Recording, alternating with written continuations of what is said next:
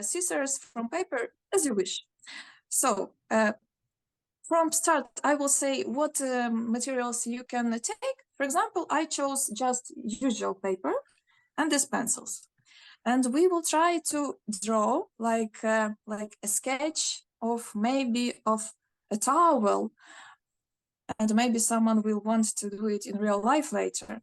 Usually, I don't make traditional embroidery. Like it's very familiar, it's very usual. I see it everywhere in my life, and I tried to make, for example, freehand machine embroidery, like different pictures. And also, when I was decorating my clothes, I was also embroidering like flowers. I mean, something not traditional, not symbolic. But in Ukrainian tradition, embroidery is not just like to make something beautiful, but the main meaning was to protect. Like people had a lot of magical thinking, and they believed that these signs and symbols that were made on clothes or on towels, they would protect people from everything bad, and they would make a good fate for people. So people, usually women, were embroidering, and it was like woman is embroidering her fate, and for her people who she loves, like for her future husband, for her kids, this way. And the main types of symbols of these embroideries were first geometrical, like as I know Mariana will send in chat these pictures, so I just show them how they are drawn on paper, and you will see in chat the same pictures, just made photos, and you may see them better. So geometrical pictures, also floral and animalistic patterns. I will say more about this geometrical because they had like the most sacral meaning. They had they had the more meaning that was put in them. For example, sometimes my screen is coming black. I don't know if you see me well. For example, I don't know why it is black. So I can see you, Viktoriia. Yeah, it's good. I'm just worried, like I saw so many cities and countries and I think, oh my God. So circle, it's it meant sun energy, like energy. And for example, why I show the symbols, when we will draw on our papers today, we can use these symbols too. For example, like different dots, different colors. On my examples, they are just red and black, but it doesn't mean that you should choose just these colors, because you can choose any colors. We will talk about colors too, I think. So, for example, square. It's a meaning of well-being, like of wealth, that everything is good, like also like, okay, good life. Then rhombus. Rhombus is a meaning when sun meets earth and they're connected together. And if there is this rhombus with a dot inside, it means that it's like a field with seeds. So this rhombus, when it was embroidered on clothes, it meant that people are expecting to have good fields with good harvest. This. Then triangle. For example, different forms, and it meant like meeting of three different worlds, like our level, Earth, also sky that is above, and underworld. So it was like a mystic connection of different worlds. Then crosses, straight cross, it meant masculine energy, and this side cross, it meant feminine energy. And when they were meeting, we have star, or I mean 8-pointed star. Also, it has name Alatyr. and it's like this combining man and woman, and we get life. Then different repeated signs like letter S. It was named keys, for example. Also meander, I don't know if you see them well, but zigzag and different spirals. So these repeating symbols, they connected to eternity, water, like everything flows. Then one of often used symbols is world tree. It can be also embroidered different ways, like with flowers, with birds sitting on them. It's like a symbol of everything. I mean, also similar to this world tree is Bereginya. It was like a woman with her hands up or her hands down, and if hands were up, it meant that she is like asking for everything good in life, and if she was keeping her belly, it was like worry about fields and about family, and it was geometrical. Now some picture about floral prints among patterns, like flowers, viburnum, oak, and the viburnum, it was one of symbols of like family, like kids and family, and oak was a symbol of man's strength. So that's all pictures I have for today, and it will be like proposal that we take, who wants to draw? We take a piece of paper and we will try like to make our paper towel. I can show some examples of real towels I have behind me. And for example, if in Ukraine traditionally embroidery was for women, but this towel was embroidered by men. It was made by my father-in-law. And you can see here, like, how is it made? Usually this towel, it was divided in 3 parts, like 1, 2, 3. And embroidery is only on these 2 edges. And inside it is white, clean, we don't touch it at all. So similar, we can take like this piece of paper and imaginary divide it in 3 parts, like we draw here, and they are symmetric, these parts. Or if you like big drawing, you may take 3 pieces of paper and draw everything here, one clean, and everything drawing here. So I come back to this towel. Here is, it's a wedding towel. And here is, as you see, a pair maybe of pigeons, and they are always looking at each other, like a man and like husband and wife should look at each other. Well, in fact, this towels didn't save my marriage, but it happens. So, and while we will be drawing, we can divide this paper in layers. So, for example, you choose the stripe and you draw, for example, zigzag. Here you draw like circles or flowers. Here you may draw Bereginya, like anything you want. So I showed one towel, then I have one more, and here we see poppies. It's among these floral patterns, and poppies meant beauty, and also they were about people who died. So here are ornaments. About colors. Yes, I wanted to say about colors. So in songs, in poems in Ukrainian, there are often reminded only black and red. For example, like my mother embroidered a shirt for me in red and black colors. But like it meant that red is love and happiness and black is for grief.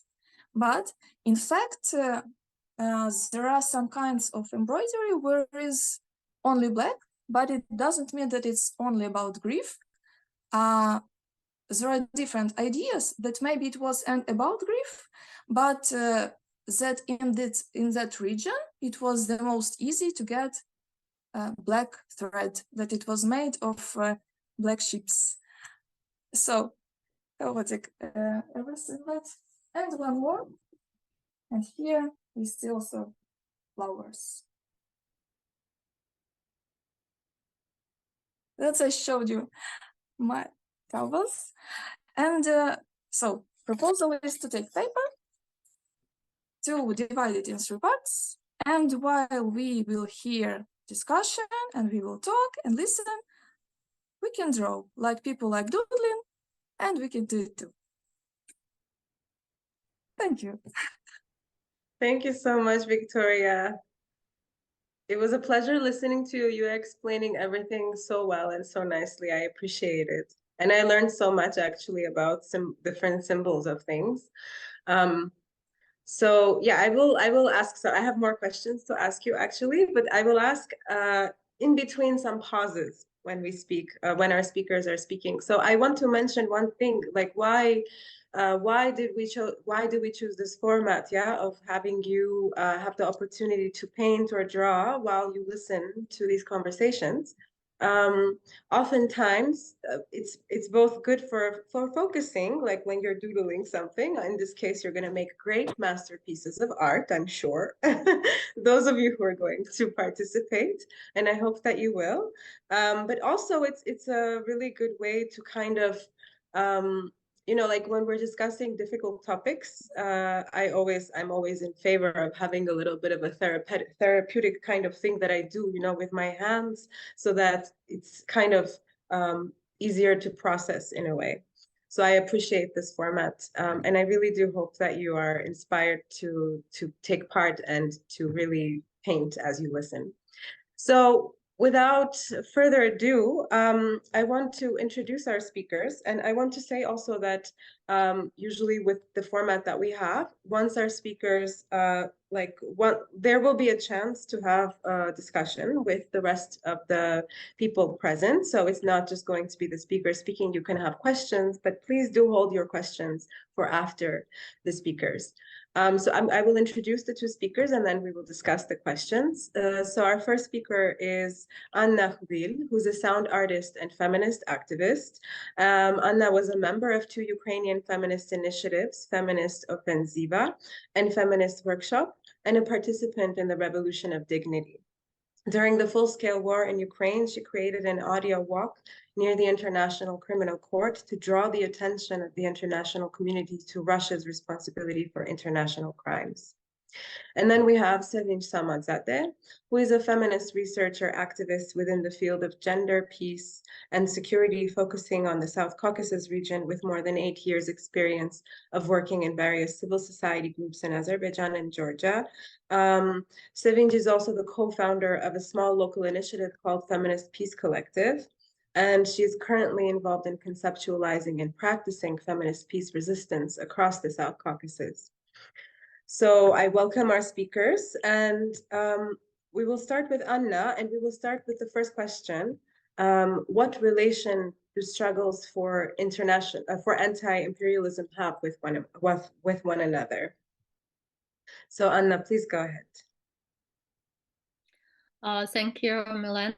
Thank you, everyone, Feminist Workshop, for initiating the event and inviting me, giving the opportunity to express what I think on the topic and also to hear your opinion. And I let myself slowly immerse in the discussion, as it's like a really big question. What kind of common ground we can find in all the different struggle? And I want to share first several observations which I concluded for myself during the last 2 years, and also experiencing the Russian full-scale invasion in Ukraine.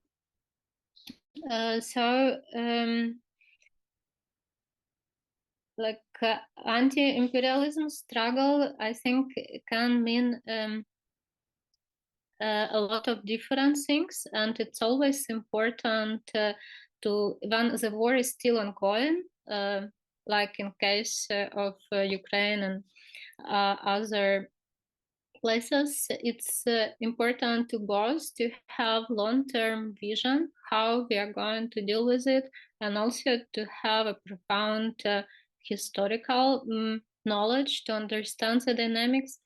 At the same time, it's very important to be pragmatic, because it's often means like short, very fast decision, very fast reaction, because it means that we need to unite to save lives now, and we need to build alliances which will be capable of doing of this fast reaction.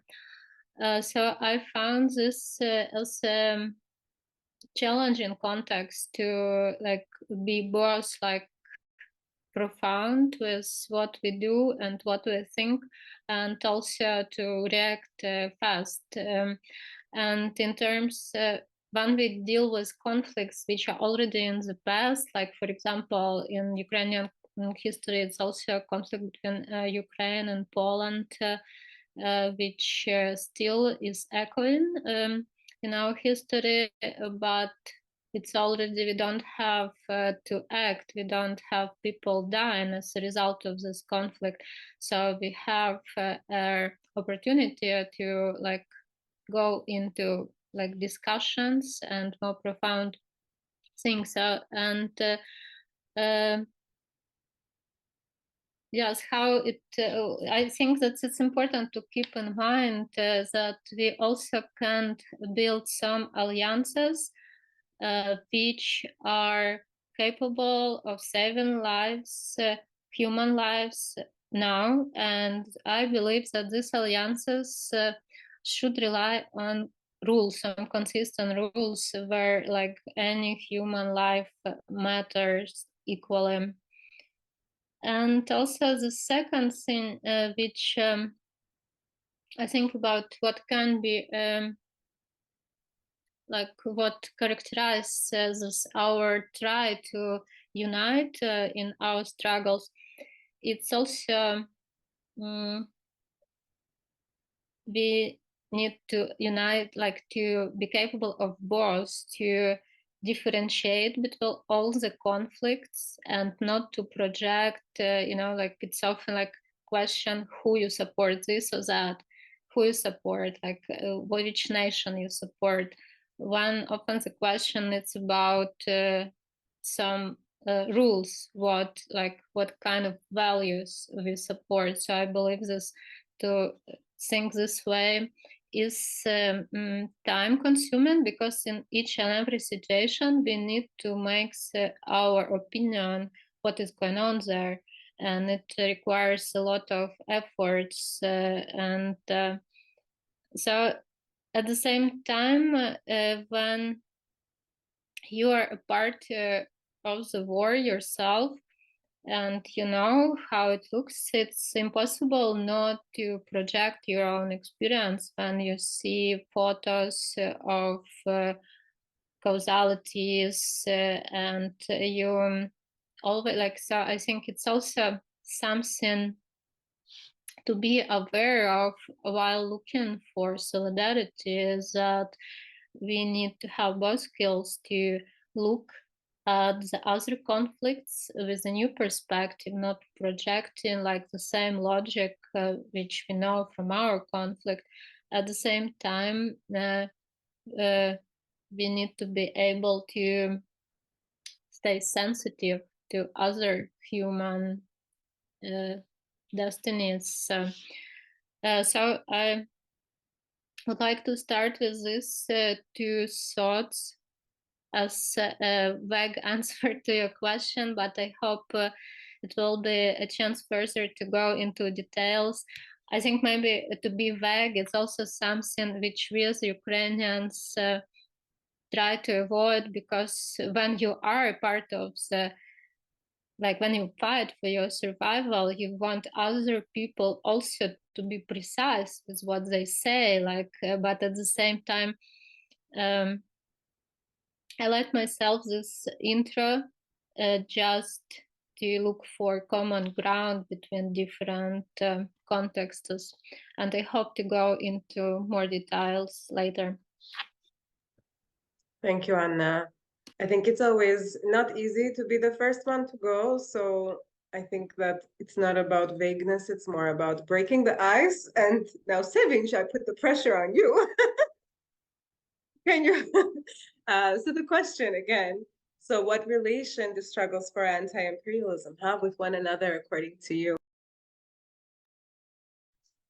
Yeah, thank you, Milena, and thank you, Anna. I think Anna gave a quite actually clear start to this complicated topic. I would like start by saying that, you know, just to understand the terms, yeah. So when we say imperialism, and when we say anti-imperialism, it might sound like an abstract power. It might sound like an abstract form of something that we are against. I mean, theoretically speaking, there's a history of conceptualizing imperialism, which is related to capitalism. So a lot of times, imperialism and being against imperialism meant that we are against the exploitative system that imperialism brings with itself to the peripheries and to the rest of the world, where they want to have the influence. But now I think we are much more clear that imperialism is not merely just an economic system. It's also a social and cultural one. So once we stand against imperialism, we are not only standing against the capitalism or the exploitative economic systems that capitalism brings, but also we are standing against the social and cultural hegemony that empires push and onto the peripheries. So I think that's why anti-imperialist struggles across the world has much more intersectionality when it comes to the struggles against gender oppression, struggles against class oppression, race, and national struggles. So combining these struggles would make this big abstract power less of a power, and imperialism is not just one system. So when we look at the current world, one might argue that we are stuck between different empires, different imperial systems. Of course, there is one global economic system that everyone pretty much is part of, all the states as an actors are part of, but we can see how power dynamics are working and how currently the world order is shifting from this unilateral or power or bilateral by power world into the multipolar world. So I think this is quite often like analysis of politics that might sound not so interesting to some people, but when we stand against anti-imperialism as different struggles, as feminist struggles or as anarchist struggles, and as anti-racist struggles, I think we see that there is no polarism. So just because we want to be against one empire doesn't mean that we will be pro another empire. So I think we have to be very conscious of our enemy,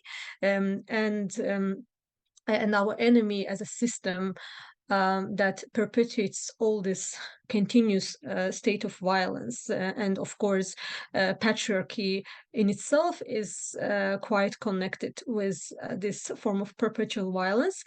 So historically, anti-imperialist struggles has been quite related with the wars that happened in the world. Yeah, so a lot of times the pacifists that were a group of pacifists who turned into anti-imperialists because they changed the object of their target. So when we are pacifist, I think we have a standpoint. We say we are against war, which is a good start, but then we need a clear target that we stand against, which is not just the war itself, but also the system that creates these wars and continuously creates these wars.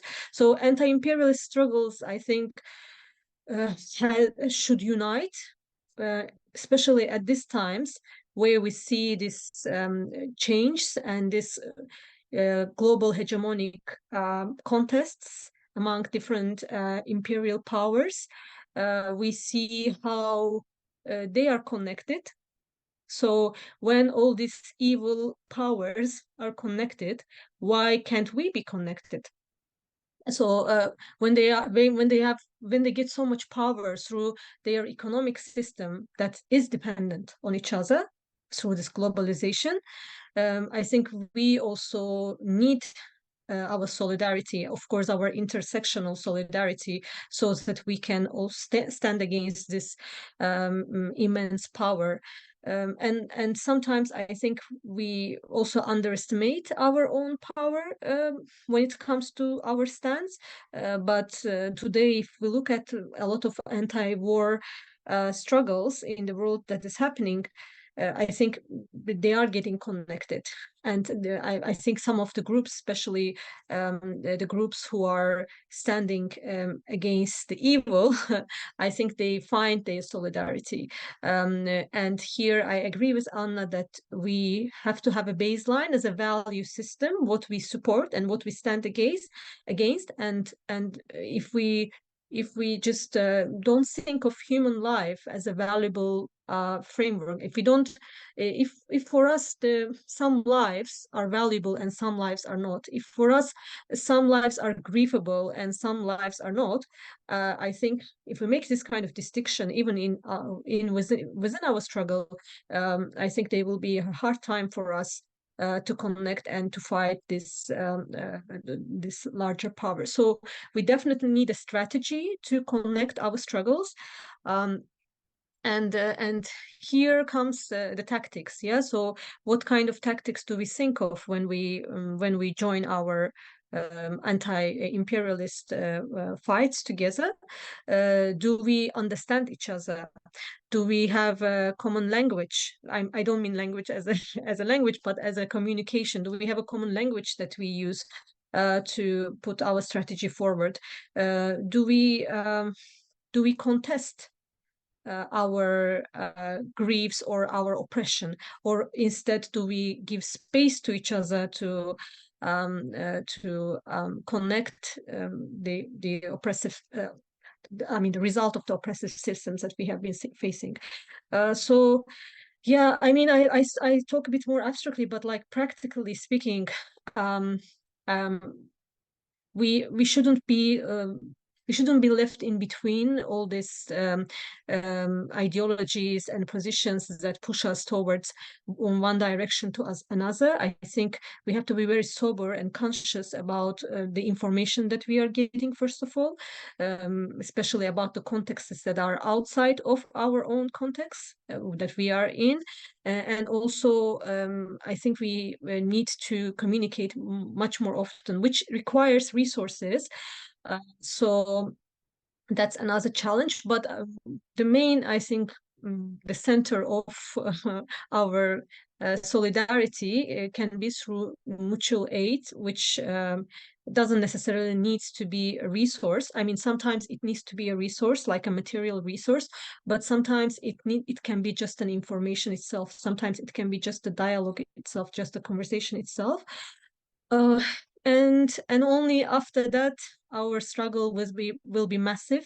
Only after that we will not be marginalized and left behind, especially people who have a position of, for instance, standing against the war. But yeah, it's not just just a stance against the war, but against the whole system that creates the war. Yeah.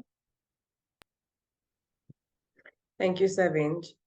So I just want to kind of go back to the initial thinking behind why we wanted to discuss these topics today, and just go into a little bit more detail, actually. So a month ago, I think it was, there were 100,000 Armenians who were living in Nagorno-Karabakh who were basically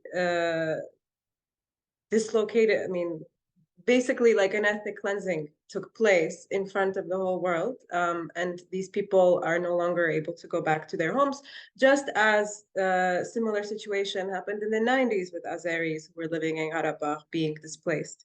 But this is like a history repeating itself. But we see also that, you know, that there is a need, at least for myself, to try to understand how are different conflicts or these different contexts also interconnected. And, you know, we started discussing this kind of interconnection between ourselves. I'm speaking about the speakers right now. Before also, what's been happening in Palestine has been happening for the past 2 or so weeks, with an ethnic cleansing happening again in front of the whole world to see. And so I'm just wondering, in such cases, you know, we're talking about different types of contexts, and are there ways in which you actually connect these contexts? And also, what would decolonization or anti-imperialist struggle mean in these different cases? If we want to also look at the context of the Russian invasion of Ukraine, yeah, and what's been happening for the past almost 2 years there. So Anna, maybe I can ask you to reflect on this also. Like for me to talk about other conflicts, it would mean also to connect and to talk with people who are part of this conflict. And I think it's also a kind of an effort which often is like, you know, it's also like time consuming. Like if empires, the logic of empire, it's also to objectify the others and say like, okay, you are not capable to talk from your part, right? So you're not capable to like manage yourself, so we need to take a rule over you to like help you, right? And so I think maybe the most clear way to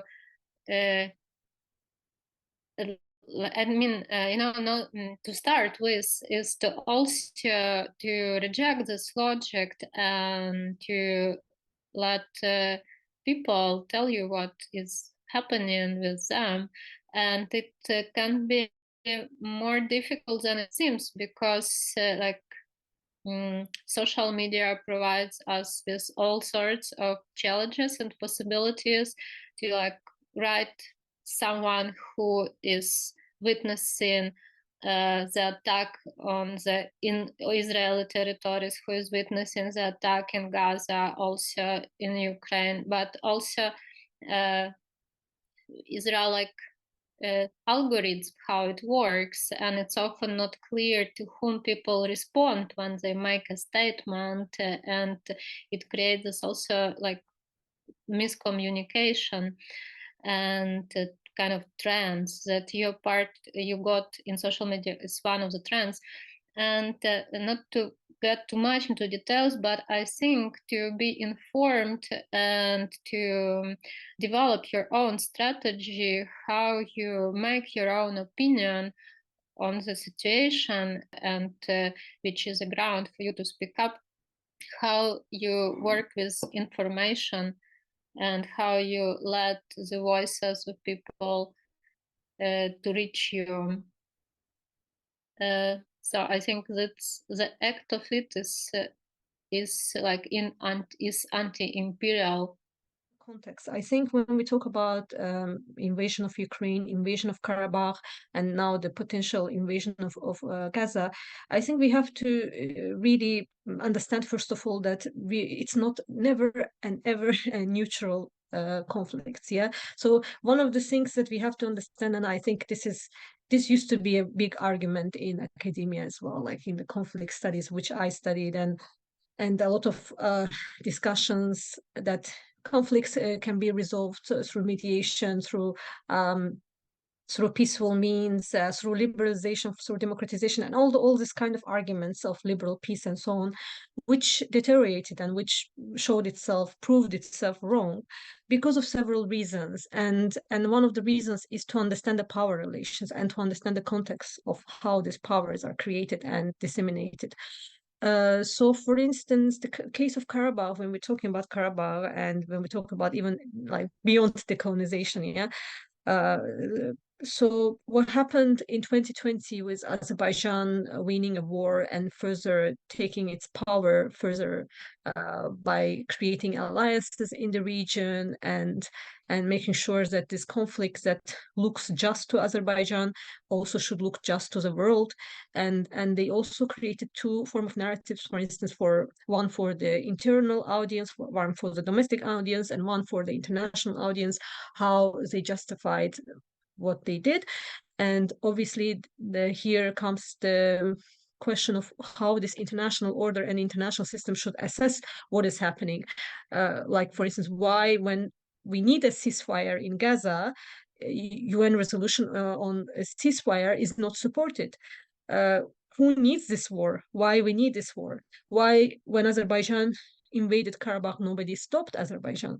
And all these kind of questions come, and I think the answers lays beneath the problematic nature of international order in international system itself, where laws and regulations and all these justifications of certain actions are so blurry and so vague that gives certain actors who has much more power to act through their alliances, through their power and hegemony, the way they want.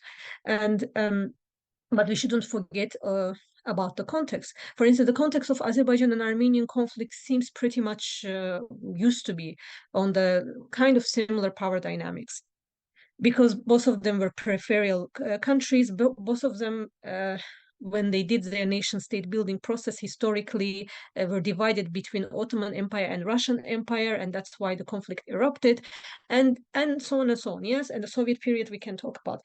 But the case of Ukraine and Russia, I think, and also the case of Israel and Palestine is totally different context. So when we talk about how these power relations work, how in case of Ukraine and Russia, one empire is against a country and against a nation that they want to completely erase, and in case of Israel and Gaza, one might also analyze it from the perspective of power, how Israel as a state, as a super hegemonic state now supported by the West, is attacking Gaza and or is making sure that the resolution of the conflict that has been created in the lands of Palestine will be for the favor of Israel. So we see that there is no common solution, and there is always this state level of thinking how states would benefit and the political elites will benefit from these forms of conflicts. But in the end, people suffer. And people suffer enormously from these ongoing wars. I mean, I can give you another examples of like example from Yemen, example from Syria, example from Iraq and Afghanistan, and so on. But what we have to understand, I think, is that our struggles and our resistance against wars has to be offset, but also sometimes our struggles needs a militant form of resistance when the power against us is using all of its resources and power to oppress us and completely destroy us. So we also now question our pacifism, obviously, that it doesn't give us enough means to resist sometimes if it is about our survival. But I might go back now I'm jumping from case to case just to connect all these cases that are right now happening.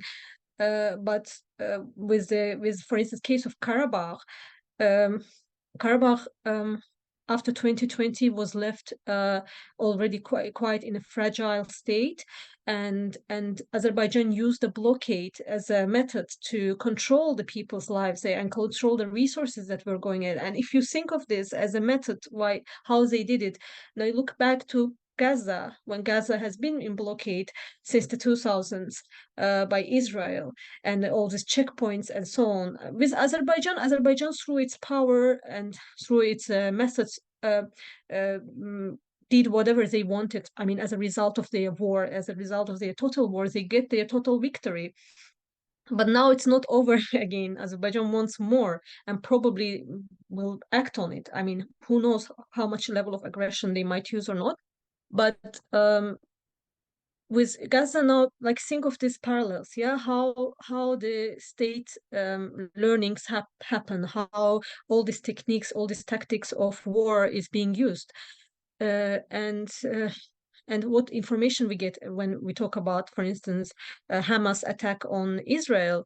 Obviously, that is an act of evil. Obviously, that is an act of violence that has to be condemned. But what happens today in Gaza cannot be supported at anyhow, where thousands of people are being targeted, civilians are dying. So I think when we again back to the question of decolonization, so all of these peripheries which has been colonized at one point in history, they have had a struggle against this colonization and against these empires, and this usually happens through the national struggles. It happened in Africa, it happened in Latin America, it happened in Middle East, it happened everywhere. But this decolonization and anti-imperial struggles and these national struggles, yeah, I think they have a very slight and blurry boundary between nationalism and authoritarianism and the struggle itself.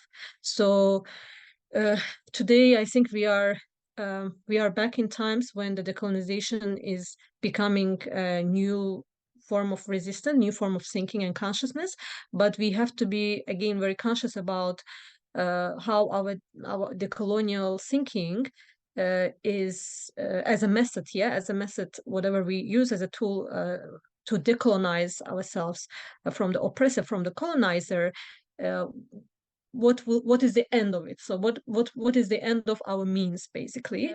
And here I think we have to be critical of nationalism that is increasing, and sometimes and oftentimes is used by far right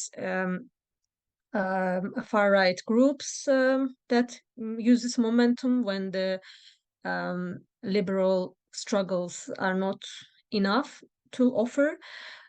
So yeah, I think decolonization is an important struggle. Decolonization is an important thinking in itself, but it should aim to target different level of structures that an exploitation that it brings, not only the ones that we see, basically. But Viktoriia, I promised I would give you a chance to speak, and if there's things you want to say, please go ahead. But I also have a question that maybe you can answer about the towels. I'm curious, are they towels, like what material they're made from? Are they towels that are like for showers? Are they towels for dishes? What kind of towels are they? And is it only for towels that you can use these? Like, are there other things like big sheets to cover yourself? Can I use it for that? These towels were not just for usual exploitation. It was like sacral meaning, and it was when someone was like a child is born, it is covered with this towel. If people are marrying, they have these towels for them, for their guests. If like there are icons in corners, they are also in these towels. So it's not usual, because I think usual was not so beautiful. I'm listening to this serious discussion, and in fact I'm thinking, what do I want now? I want some earth and sky connected. Okay, I want some well-being. Okay, square, and I want some how is it, feminine energy. It's in these crosses like this. But I mean, this thing I think is very like intuition, not like now in discussion we here have brain, right? Like understanding, but in this embroidery and in like in drawing embroidery, we have more not understanding like by brain, but something more maybe magical. So the last question I have is, what can we do to get out of perpetual states of war? I know it's very ambitious to ask this question, but there is this feeling that there are these, it's like these wars are perpetual and never ending, you know, like it will maybe stop somewhere here, but it's going to start here once this one stops, you know? So I'm wondering if there's any ideas that you have about how we can get out of these states, these perpetual states of war. Anna, I will start with you. Yes, it's indeed a very big question, and I will try just to define my approach to think about it. First of all, I think to get frustrated is something like we can't allow ourselves. You know, like when I hear these narratives, humanity completely failed, like I just also feel it's a way of like I don't know, it's just a way of privilege also. It often means that you're not on the edge of this humanity who is in the biggest risk. And where you get to this edge, you're like, oh, hold on a minute, maybe let's try again something, right? Yeah, so it's, I think, also something to remind daily, like it's not... like any war is not defined. It's not something what happens and happens every like century. The wars are happening, but they are different, and there are also reasons. So, and I think to look in this perspective when you kind of give up, it's also not a matter of having this hope, but it's a matter of kind of also cultivating this hope. And it's, you know, like as I say to my mom, that it's your full-time job. You should like keep being hopeful, and it's like it's what you can do. And I think in general, yeah, it's also like very dual, because it doesn't mean to get into some escapism, right? And to reject what is happening and to say like, oh, anyway, everything, the war will be over, all will be good. Like people, I believe in it. It also doesn't make sense, right? To get just far from what is going on. And I think it's indeed a kind of effort to accept, to be informed about what is happening, but also to make an effort to like put your brain into the road where you see it's resolving, when you see, and also like not to, if you can't do anything at some particular moment, just to stay like hopeful. And it's, I think, already a big investment, because what also empires want us to feel, they want us to feel like frustrated and incapable of doing anything. Like, for example, when during the first months of invasion, when Russia, full-scale invasion, Russian invasion, when Russia occupied also part of Kyiv region, what they did, they were convincing people that Ukraine already lost. So people like are not resisting. And this idea that everything is already lost, I think, especially when it is being repeated by people who are not in situation when they like endangered, you know, like I think it's irresponsible to like spread this belief. And also there are always like what we know from our own experience, and also what I follow situation in Israel and Gaza, that people in also Armenia, that people are like being very helpful to each other. Also, there are always like people who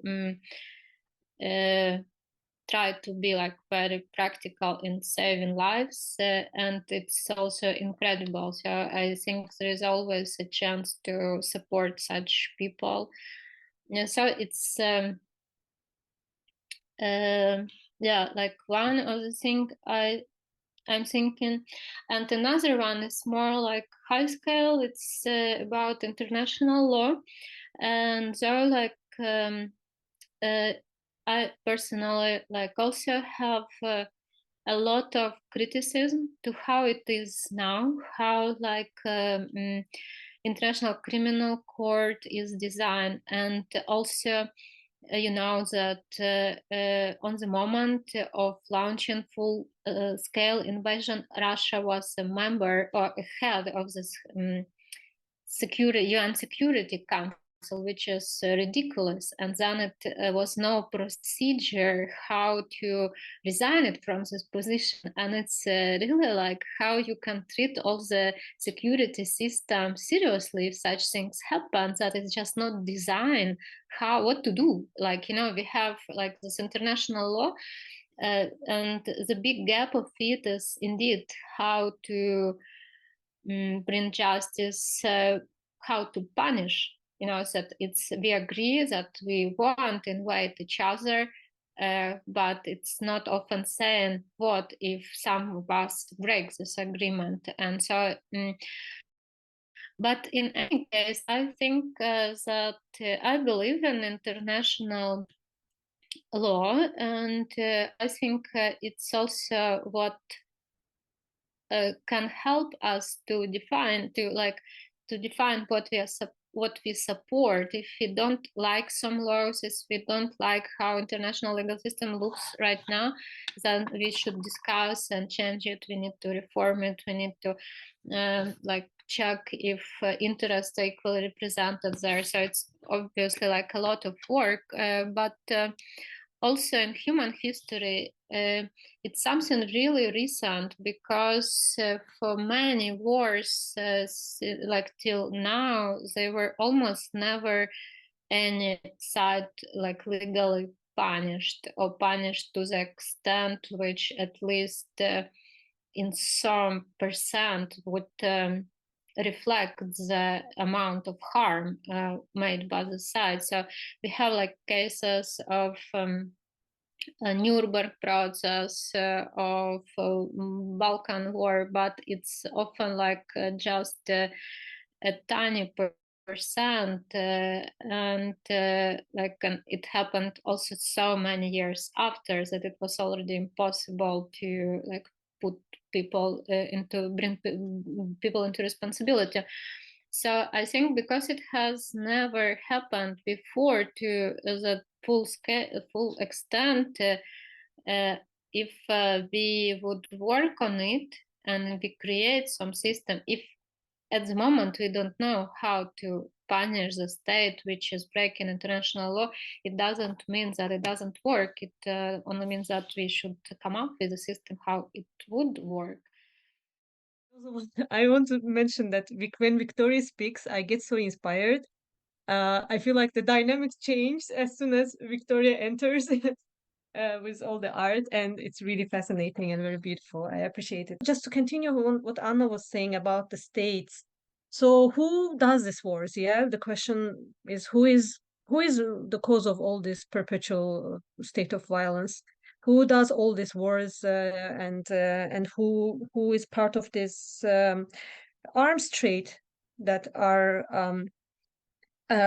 cause of, I mean, technical cause of or tool of the violence, and why the states that are authoritarian, clearly, why the states that are sometimes called failed state, or why the states are weak and at the glimpse of collapse still are legitimate institution in the global order and system.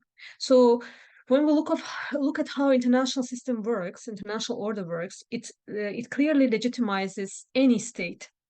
It gives state, it recognizes and legitimizes state as a most legitimate and functioning political community. Other forms of political communities are neglected or can be easily labeled as terrorists if they are not part of state, for instance.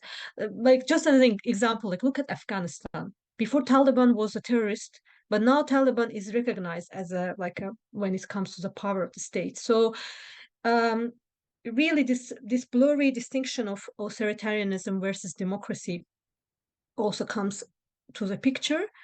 And then we know that whoever organizes all these big forms of violence, the state violence or inner state violence, like police violence, but beyond police violence, military violence, I think we have to first of all recognize them. We have to recognize that just because they are in some form of state doesn't mean that they are legitimate. And on the contrary, if someone is non-state, it doesn't mean that they are not legitimate, or if they are de facto state or non-recognized or some other form of political community. So this is basically thinking from the alternative way. And I think international law and order will never be willing to do that so far, because it is based on the idea of legitimacy of the state institution, and also aims for state building, liberal state building.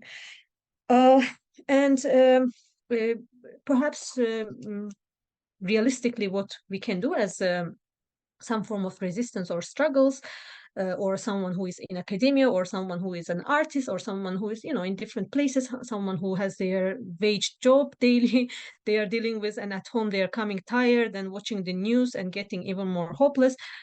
I think what we can do is we stay connected, first of all. At least we keep each other sober, and we understand that where the evil lies, we know that we have the common enemy. At least we are on the common page about it. And if by understanding this, I think the second step will be the direct action that we will be willing to do together. Because how can I do a direct action with someone who doesn't see the enemy that I see? So I think by identifying this, basically the systems, the structures that we are against, we will be able to be in solidarity. And it should be constant conversation and dialogue and discussion, not just like blindfoldly some ideological indoctrination. Yeah, like I'm Marxist, and from now on I think like this, not in this way, but more of a more conscious way. So yeah, that's what I would say. Thank you. Thank you, Sevinj. I actually want to say that I'm also inspired when I'm listening to Viktoriia and when I'm listening to both of you. And I'm so thankful for your voices, all of your voices here. And I would like to open the floor for other voices. So I also want to say I really appreciate everyone's time, that everyone is here and listening. And I would love to hear some questions, or you can have some comments or reflections as you like. We have now in Europe and in the world very big demonstration to support Palestinian people. In the past, we have not this kind of demonstration to support Ukrainian people. On the other side, a lot of people, at least in my country, say that they are anti-imperialist, they are clear understanding of the imperialism and so on. But they don't support Ukraine because they say that Russia is not an empire. The aggression of Russia is not an imperialist aggression because Ukraine is the tool of NATO and capitalist countries. And this is the opinion is very important, for instance, in France, but I told you in Europe. My question is, why we have this kind of situation? Do we think that the understanding of what is imperialism, something is wrong in this understanding? And where is the wrong things in this understanding? Because here we have a lot of people who say, of course we are anti-imperialist, we support Palestinian people and so on. But Ukraine and Russia, we don't want to put finger in this discussion. I don't have answer, but I have observation since like when the invasion of Ukraine started, I was also in the West, like I was in the UK. I moved to UK, so I was looking from the UK how it looks like, how all these leftists and their position on Ukraine is, and because from periphery, from Azerbaijan, Armenia, from South Caucasus, it looks different, the position of people, and also the fact that Russia is involved so much in the South Caucasus. But for the West, and it's more conversation of where do our feeling of justice lies and how much we are ideologically indoctrinated. So I think for at least leftists that I see in the UK, their position, and probably this can be applied to Europe as well, is that they see, and I mentioned it in the beginning, they see two evils. Let's say they have been like historically anti-NATO, anti-US imperialism because of the US invasion of Iraq, Afghanistan, and so on. Yeah, historically we have a reason to be against the US imperialism, and also historically we have a reason to be anti-NATO and NATO expansion and so on. But by putting Ukraine and taking away the Ukrainian agency and just putting it as a form of a front line for NATO, I think it's a narrative of Putin and Russia. So a lot of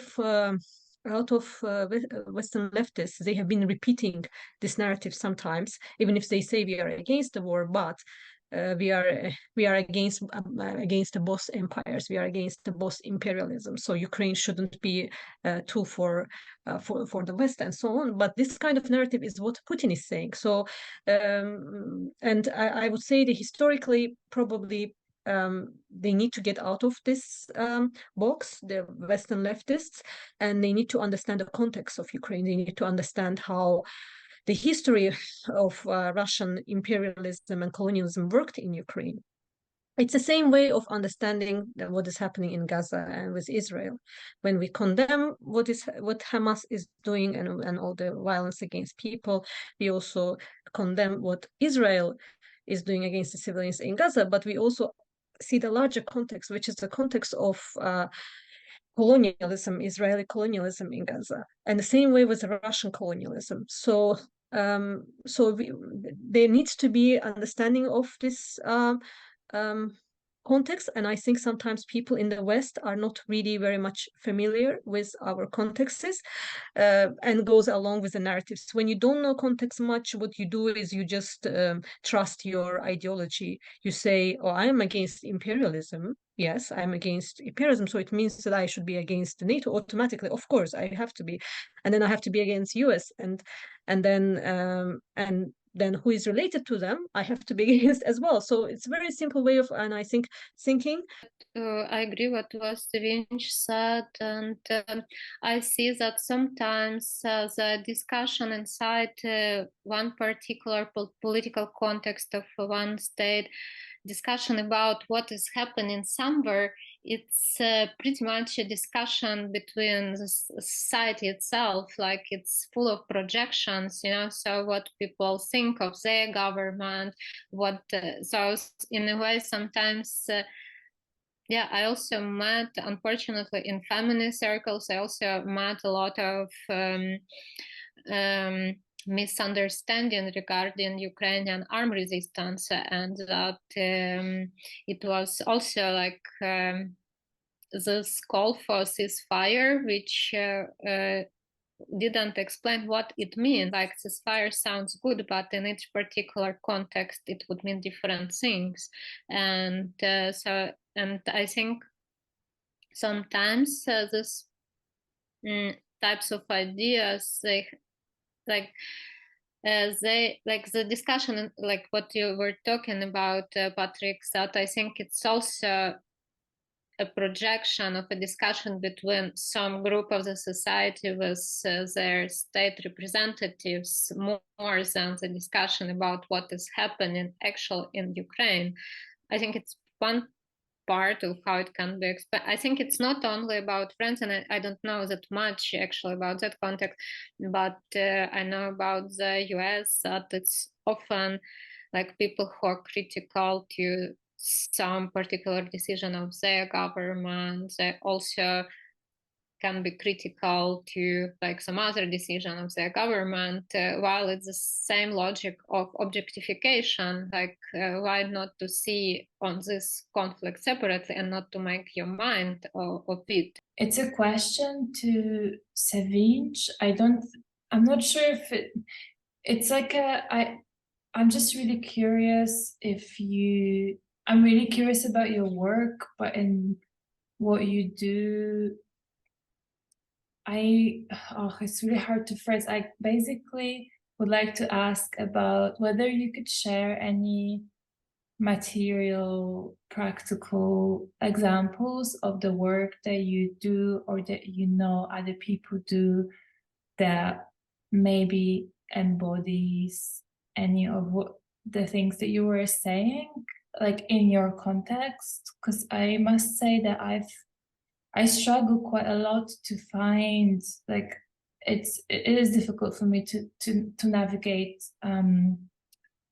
Armenia Azerbaijan context. I'll say I know Milena personally for a long time through our attempts for peace building. And that was one of the attempts, but it failed, unfortunately. But at least I have Milena, and I think these connections are very important. So even during the war and after the war, these few people that felt the solidarity, it was very important. In case of Azerbaijan and Armenia, it was not that much of attention of international media or international solidarity and so on. So it was, very difficult to comprehend. But I mean, I can talk just briefly saying that from our collective, Feminist Peace Collective, which we established after the 2020 war, our position was not only just being anti-war, but we are also anti the Aliyev's regime in Azerbaijan, which is continuing this violence and hegemony. So it's very hard in Azerbaijan to, for instance, protest because you immediately get in jail. It's very hard to even online protest because social media is very much controlled. We shared our stance mostly through social media. One of the direction was to counter the misinformation and share the alternative narratives. So we started writing mostly. And through writing, we also shared our solidarity with people in Karabakh. Even that, like even this showing solidarity, I think was very important for us and for our friends in Armenia, for people in Karabakh, so that they know that there are people in Azerbaijan who do not agree with the ongoing war politics of the regime. And some of our colleagues in Azerbaijan, not directly related with our collective, but we are all in our struggle together, were imprisoned because of their position, or just for a social media status of being anti-war.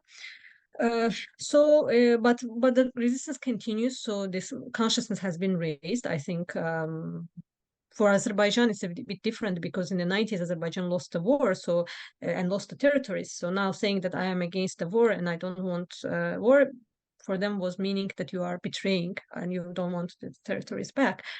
So the traitor narrative was created very easily, but there is a counter struggle now created and much more consciousness of connecting that, yes, getting some territories does not mean justice. Getting some territories and ethnically cleansing Karabakh Armenians doesn't mean that return of Azerbaijanis to Karabakh will bring justice or prosperity to them, and a lot of other discussions. Yeah, so we are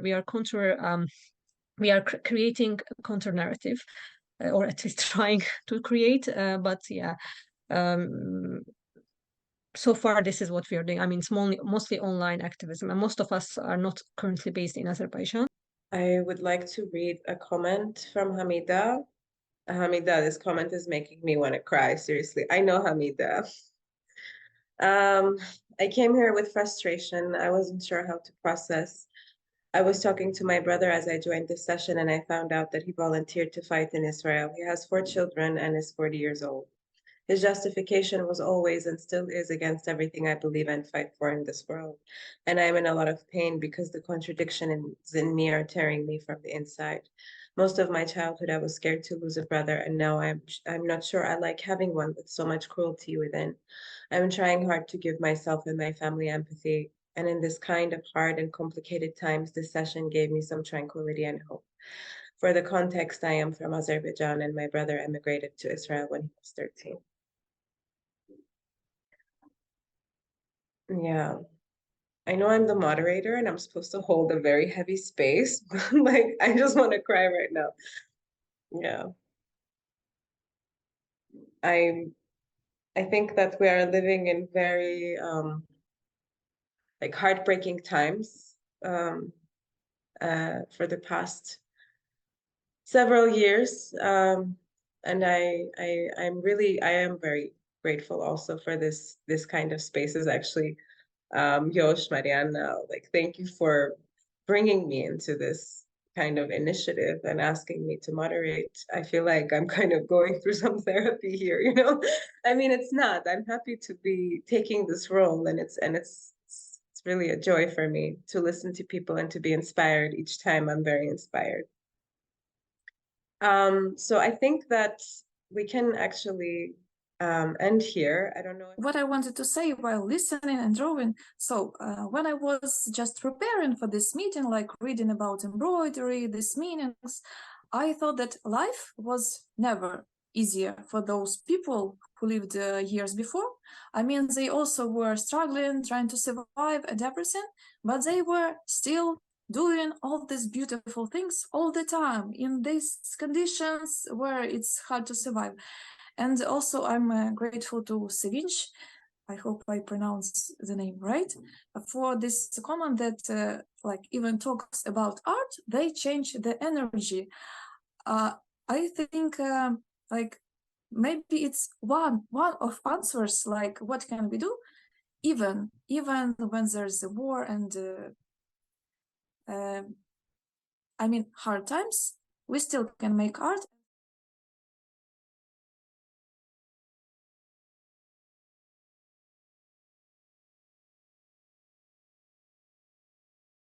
I want to say thank you so much, Viktoriia. Thank you, Sevinj. Thank you, Anna. Thank you, Mariana, for organizing, Yosh, of course. And thank you to everyone who has been here and who has shared in this space today and listened. I really appreciate you all.